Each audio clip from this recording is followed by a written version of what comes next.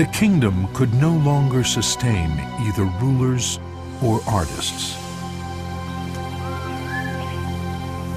As political upheaval engulfed the region, the great cities of the southern lowlands finally collapsed.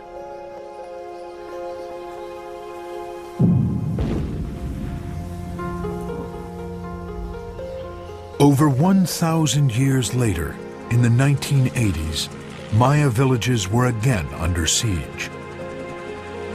As civil war ravaged Central America, the Maya made a desperate effort to save their culture.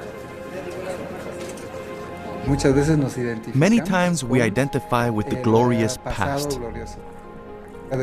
We say, I'm Maya, I see Tikal, Copan, and various monuments, and we identify ourselves as Maya. But many of us don't speak our language now. Every day, it is slipping away. The Maya had guided explorers and rebuilt monuments. They had shared knowledge of their spoken languages and customs. Now, they wanted to reap the benefits of the decipherment. So at this Mayan workshop in Antigua, I gave a presentation about a hieroglyphic text, and I showed how you could read it. And the guys came up to her after the paper and said, "You were showing Maya hieroglyphics there on the screen." I said, "Yeah." I said, "It looked like you could read those." And she says, "Yeah, we can pretty well read those now." As I said, "Whoa, this is our history." They said, "This is what they've always kept from us. This is what we want to know." This is the history they never taught me in school. It is very important because it is the history I care about.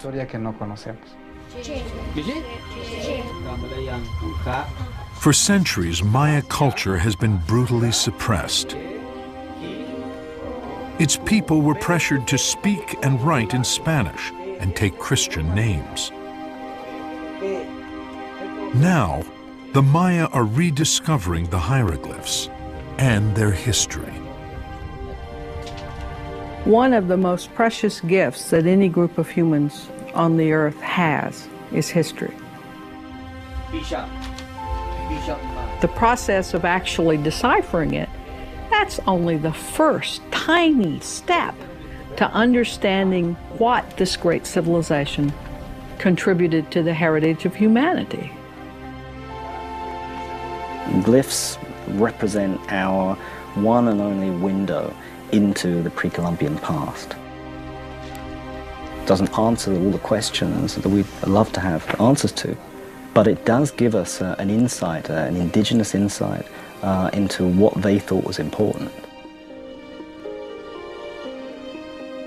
With the cracking of the Maya code, the words of their ancient scribes have finally come to life, revealing a history and literature of a vanished world.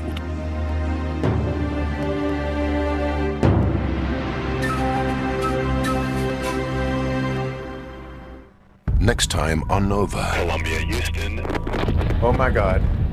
The shuttle broke up. A devastating disaster.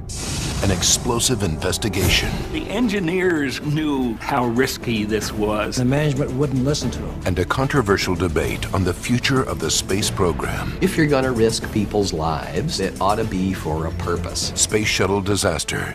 Next time on Nova.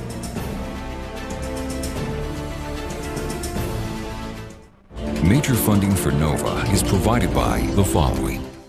Natural gas is a cleaner burning fuel, yet a lot of natural gas has impurities like CO2 in it. Controlled freeze zone is a new technology being developed by ExxonMobil to remove the CO2 from the natural gas so we can safely store it where it won't get into the atmosphere. ExxonMobil is spending more than $100 million to build a plant that will demonstrate this process. I'm very optimistic about it because this technology could be used to reduce greenhouse gas emissions significantly. And by Pacific Life, the power to help you succeed, offering insurance, annuities, and investments. And David H. Koch. And Discovering New Knowledge. HHMI. Major funding for cracking the Maya code is provided by the National Science Foundation, where discoveries begin.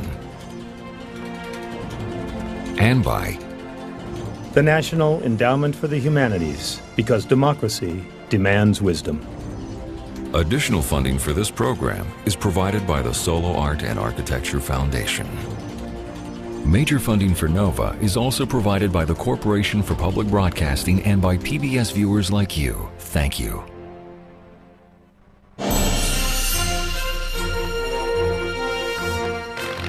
To see the companion website for this program or to find out more about NOVA, visit NOVA's website at pbs.org.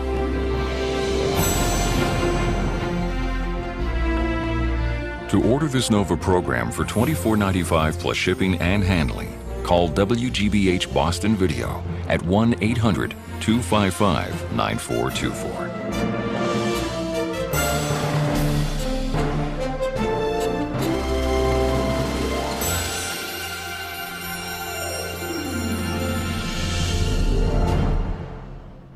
NOVA is a production of WGBH Boston.